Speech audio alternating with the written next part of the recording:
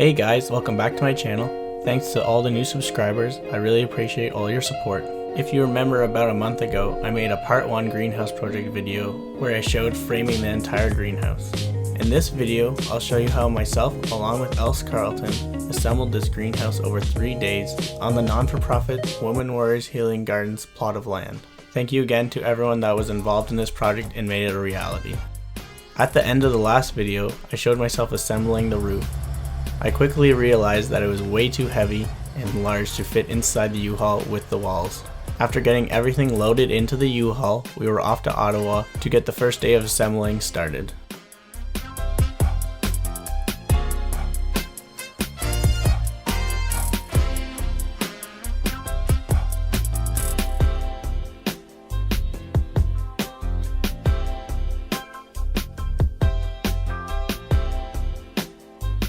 After reviewing the greenhouse drawings and figuring out how everything went together, we started by assembling the 4 walls. This was fairly simple, just adding one stud that overlapped each wall so that we had a 3 stud corner on each side.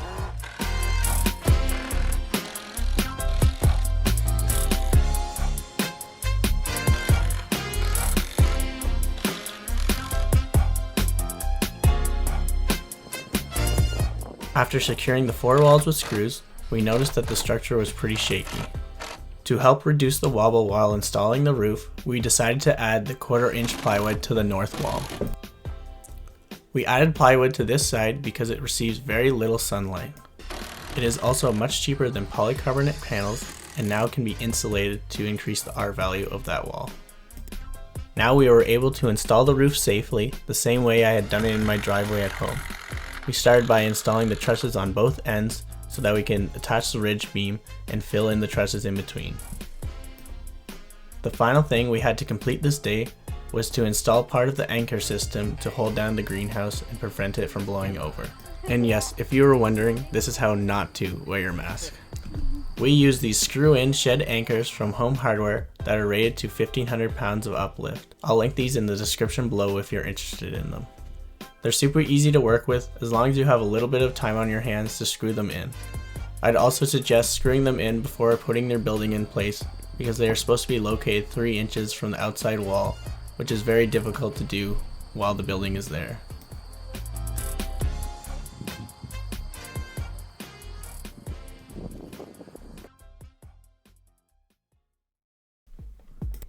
On the second day of assembly, we started by finishing off a couple things we weren't able to get to on the first day.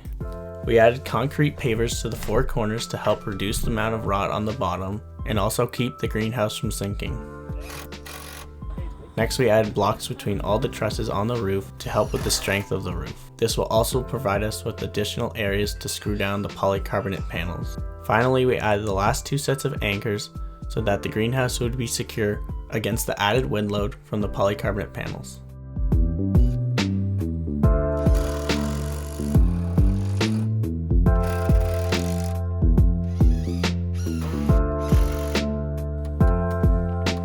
The final thing before we could start adding the polycarbonate panels was to install hurricane ties between all the trusses and studs.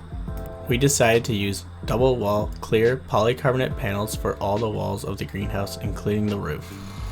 Although these panels are much more expensive than a roll of plastic, which is traditionally used on greenhouses, they offer a much better R value, which basically means they will not release heat from the greenhouse as easily.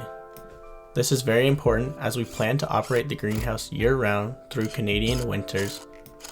When installing the panels on the greenhouse, we added a bead of silicone to all the studs and used these hex head screws with nylon washers, which will prevent any water getting in through these screw holes.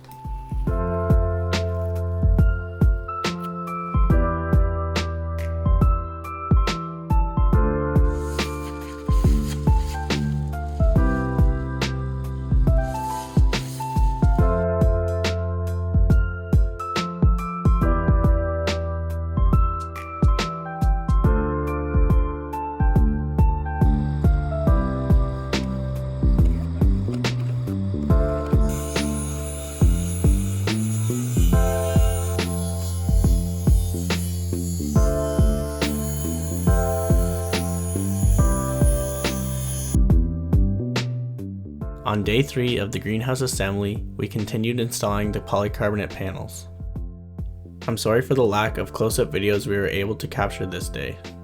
We had limited time where everyone could meet, and filming was not my top priority.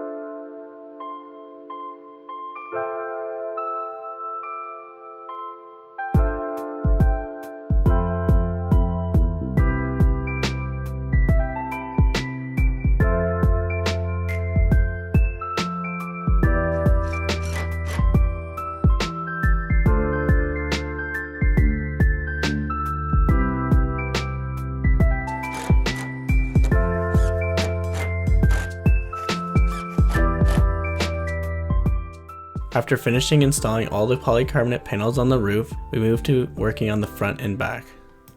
I added a piece of 2x4 to the front and back trusses so that we could have an area to screw down the polycarbonate panels.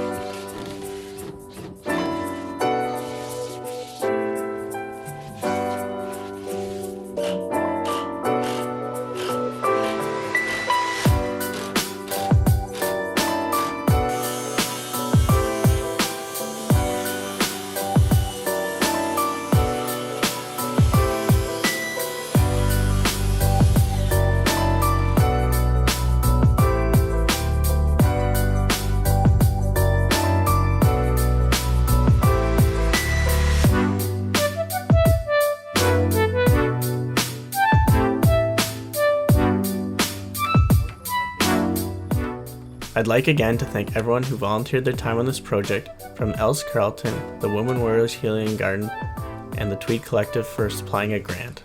It's so amazing to see everyone coming out and volunteering their time to help with the construction of this project, as most of us have little to no experience with construction. I definitely encourage you to go out and volunteer your time in your community. I'm sure you'll learn lots even if you're an expert in the area.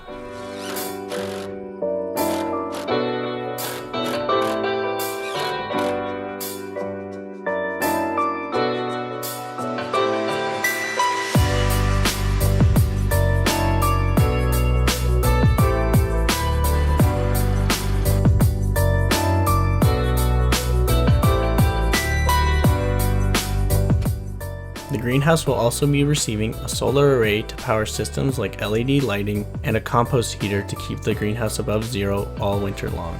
I am no longer leading this project, so I was not planning on making a video on these parts, but if people are interested, I could probably make an update video explaining how they were installed and what they all do.